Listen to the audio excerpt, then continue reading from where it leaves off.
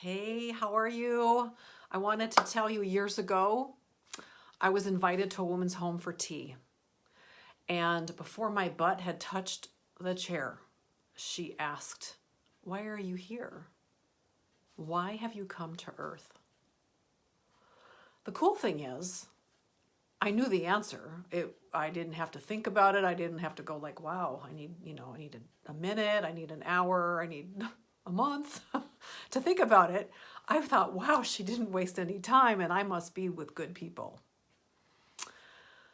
Another way to ask the same question is, if you were on your deathbed and you had already made peace that it was your time, and you had said, "I love you," and you had said all the important things that you needed to say to all the important people in your world, what would you say next? Chances are it's probably the same answer.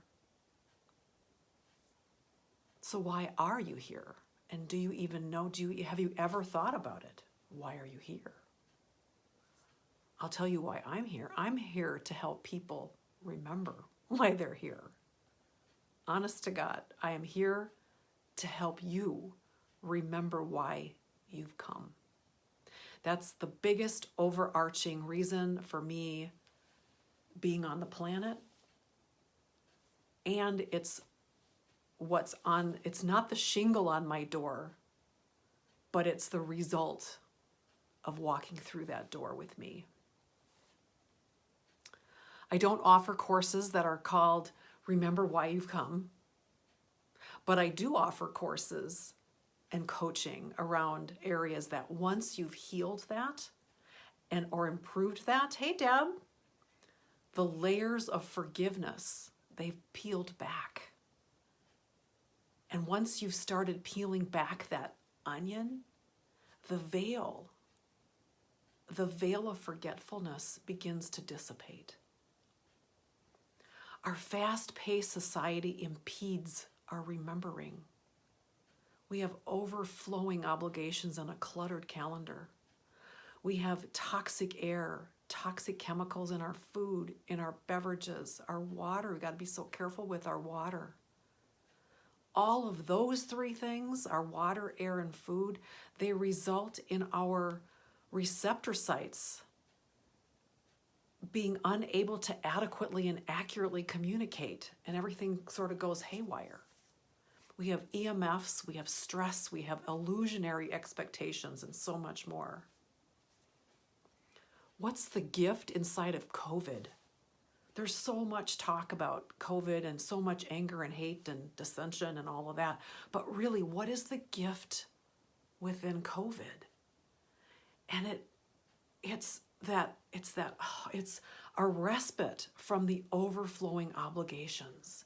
It's a return to the family dinner table and home-cooked meals. People are going outside more because they can. I just read from a friend, texted me this morning, she's in London, 7 weeks lockdown, just implemented in the last 24 hours, I think. And they can only go outside for exercise and buying groceries. So when I get to go outside in 36 degrees in a white sky, when I'm done talking to you, I'm grateful. I'm grateful. There's a story I want to tell you. I've been in my home for over 20 years, and there's a park kind of across the street.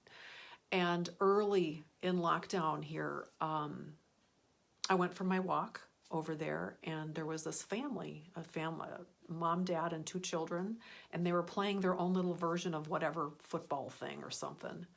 I'm like, wow, I've never seen them here before. And so then it's a big, I don't know, it's a good, at least a half a mile around this big campus. And when I got back to them, I said, well, what are you doing? Where have you been? Or whatever. We had a little conversation, and they just wanted to get outside with the kids. And I said, well, what have you usually been doing? And the dad said, we've been at home in front of screens, watching TV and playing games and stuff. And so now, for whatever reason, they were inspired to like be outside as a family and get some air and activity in. That's the gift in COVID. So where are you stuck in your remembering? Maybe it's this simmering feeling like you feel like shit in your body. You know, you just feel gross. You just feel, ugh.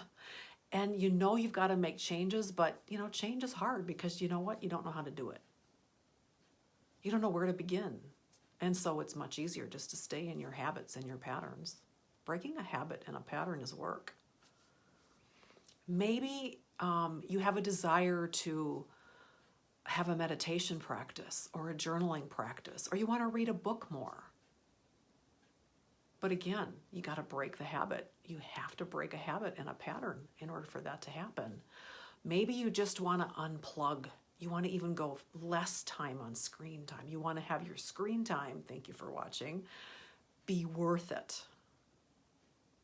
You want to really powerfully choose and curate what you're spending time with and on. Someone says nutritional changes. Well, we can, you know, everything starts with a step. Just everything starts with a step. So if you're listening to this, interesting, Deb, chances are really high that you're ready to take that first step. You're ready. You want a new version of who you are, but it's scary. But the thing is, if you're taking a new step toward the new you, you're just meeting a new version of yourself. So what is there to be scared of? It goes back to the patterns and the habits. So if you would like some help, I would love to be that person for you. I will put a link. Yes, unplugging that. Yes, wonderful. So you've taken advantage of the pandemic and leveraged that with unplugging. Good for you. Good for you. Hi, Laura.